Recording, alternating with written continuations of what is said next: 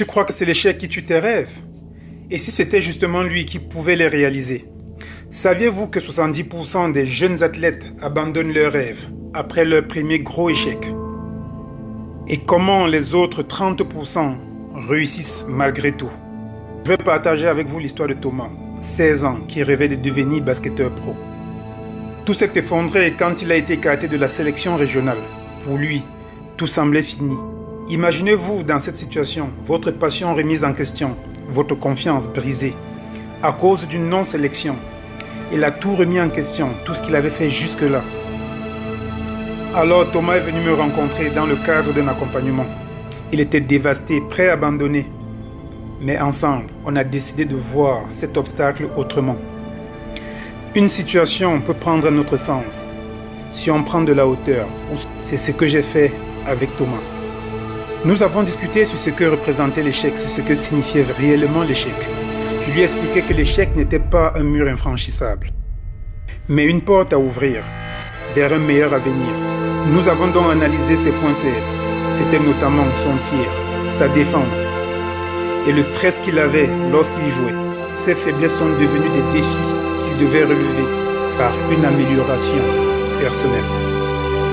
C'est ainsi qu'avec la détermination, Thomas il a transformé cette douleur en carburant pour pouvoir avancer et progresser. Un an après, Thomas a été sélectionné de nouveau. Ce match était devenu le moment clé de son parcours. Les souvenirs douloureux ont ressurgi, la pression était énorme, mais il a décidé que cette fois, il ne se laisserait pas abattre. Thomas n'a pas seulement remporté sa sélection, mais la preuve ultime qu'un état d'esprit peut tout changer. Thomas a compris lorsqu'on travaillait ensemble que le plus important c'était son état d'esprit.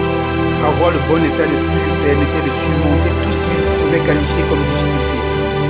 En fin de compte, c'est ce que tu fais après l'échec qui détermine ta réussite, ou ce que tu fais après ce que tu qualifies d'échec.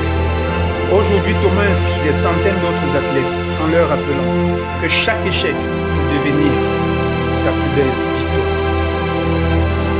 Comme Thomas, dans la vie, tu connaîtras des revers, des moments où tout semble perdu. Mais souviens-toi, ce n'est jamais une fin, c'est une opportunité de grandir, une opportunité de progresser. Et la seule opportunité de travailler sur toi. Il arrive qu'une difficulté nous fasse remettre tout en question. N'oubliez pas l'essentiel. Restez concentré sur nous-mêmes. Restez concentré sur soi-même. C'est la clé. Et continue à progresser, pas à pas. Le plus important, c'est d'être prêt lorsque la prochaine opportunité se présentera. Et ça, on peut le faire en travaillant. La déception n'a jamais pu résoudre un problème. Les larmes n'ont jamais été une solution. La seule chose qui compte, c'est de faire les choses à main. C'est de prendre ses responsabilités, d'améliorer ce qui est amélioré et de continuer à avancer.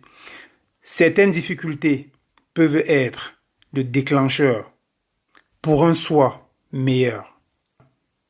Quel obstacle vas-tu transformer aujourd'hui en tremplin? Partage cette vidéo avec quelqu'un qui a besoin d'entendre ça. Et surtout, abonne-toi pour la prochaine vidéo sur la mentalité de champion.